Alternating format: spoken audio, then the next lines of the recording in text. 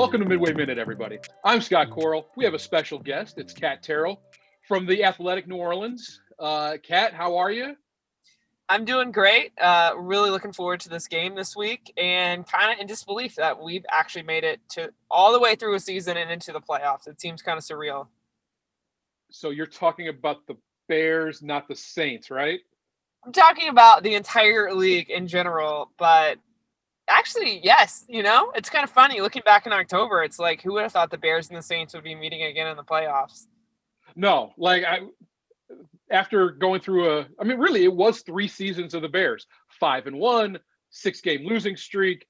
And then all of a sudden they win 3 in a row, only to fall to the Packers in the final game of the year. But I mean, you covered that game.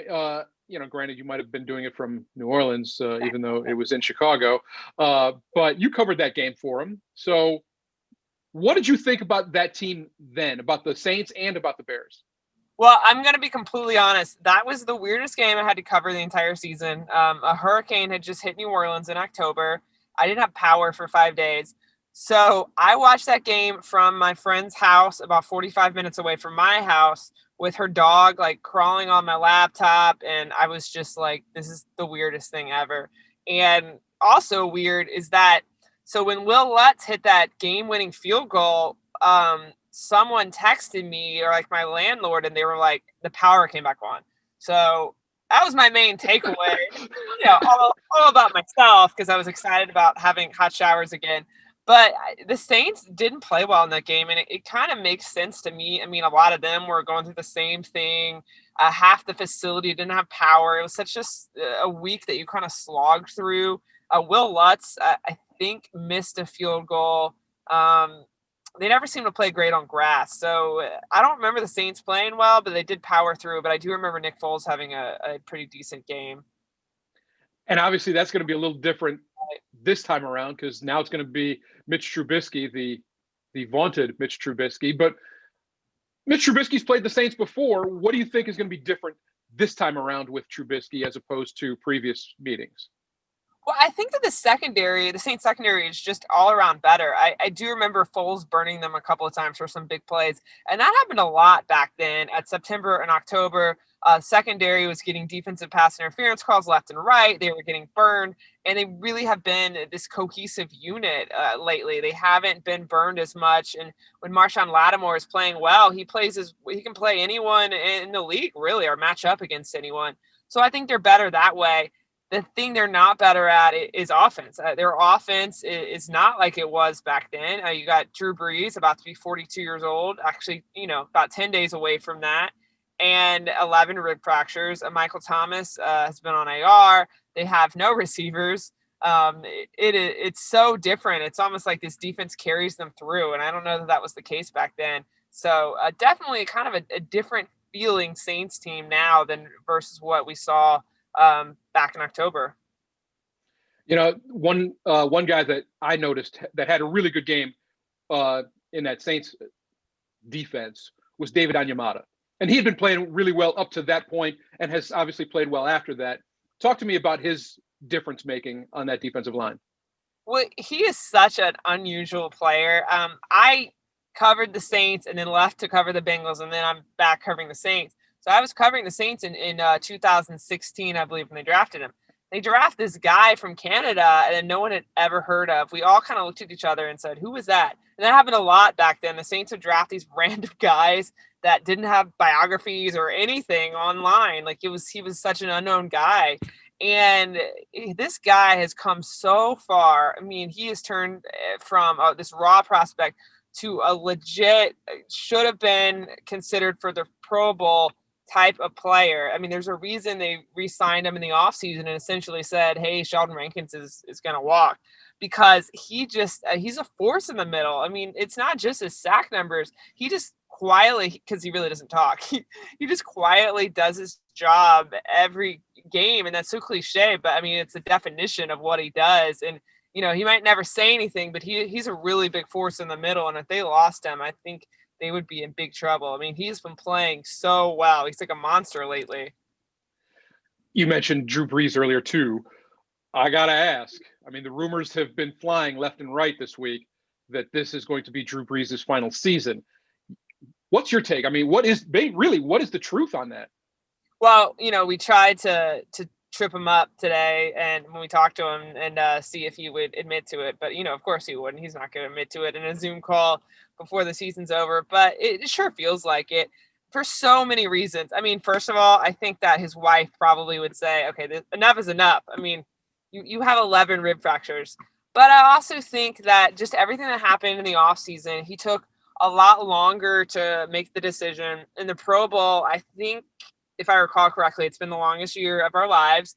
But if I recall correctly, he didn't start or gave up someone else gave up their starting spot for him. So that was an indication that, okay, he might not be coming back. This might be the end. And then he decided to come back. But it just felt like everything points towards the end. It's nothing he said. It just feels like it's time. And I think if they win the Super Bowl, there's going to be no question. Maybe if they come out of the playoffs early, there'd be some question. But if that's the case, he always said, I'm only going to play for the Saints. So I can't see a Brett Favre situation happening. I think this is it. This is the last hurrah. So let's switch over to the Bears in this case. Things have been different since the bye week, which was week 11 or week 12, I'm sorry, for the Bears. Their offense has looked different. Their line has looked different. Mitch Trubisky has come back, and in most games, even the Packer game, wasn't that bad. And I say it that way, trying to be as nice as I possibly can. So yes, he wasn't that bad, but it is still the Matt Nagy offense, which has slogged through the rest of the season.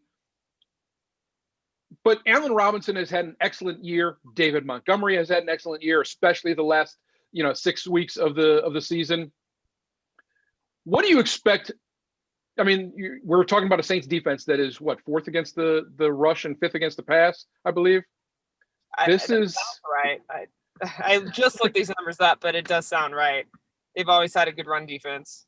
So, I mean, this is going to be maybe a harder test for the Saints than the previous meeting, and that was with Nick Foles. I wouldn't be surprised. I mean, well, actually, surprisingly, Saints fans aren't doing this. I don't really see people saying, hey, they're just going to run over the Bears and that's going to be that. I mean, I think people think if the Saints play as well as they should play, they should beat the Bears. But after last season, I mean, you just never know.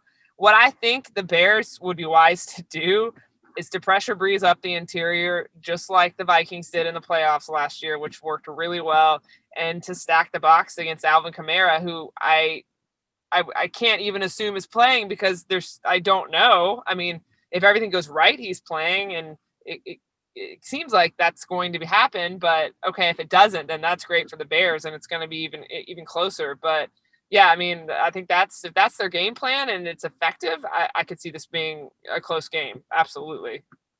One of the things about Kamara in that last meeting, what do you have? 96 yards receiving, and I think 92 yards after contact. That's a lot.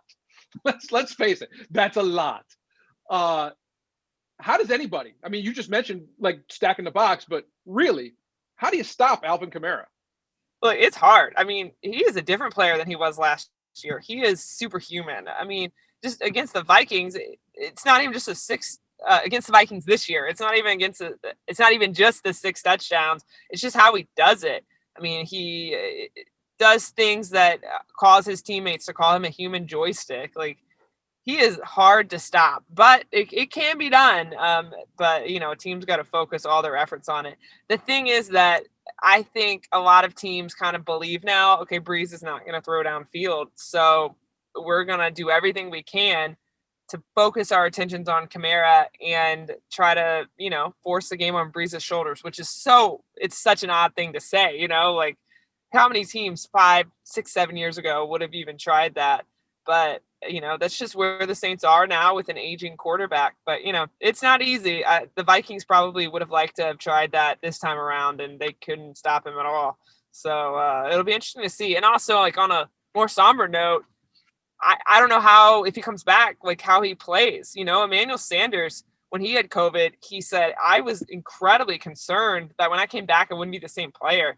So we're all expecting him to come back and feel completely fine. And maybe he does. I mean, I don't know, but there's just so much we don't know about it. We have no idea how he'll perform, but knowing him, he'll probably be okay. All right, then with what you know now, what do you predict?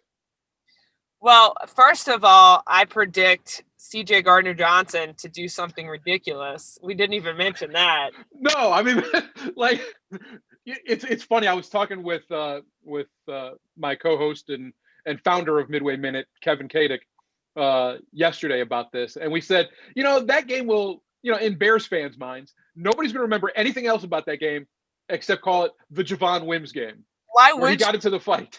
It's just too funny. I mean, and CJ's crazy, but I love covering him because covering all of that is you're never bored. That's for sure. But I think this game is going to be 27-21 Saints. I don't know why. I could just see it being closer than people think, and it could just be how the Saints have performed in the last year in the playoffs or whatnot. But that's my prediction. So I could see the Bears keeping it closer than some people give them credit for. All right. Well, Kat, we thank you for joining us, especially in your car. Hopefully the Saints will allow you to get a player or two, in the future. But again, thank you again. And we thank you guys for watching. So subscribe to our stuff on YouTube and also head over to midwayminute.win and sign up for the newsletter. We'll see you guys on Sunday.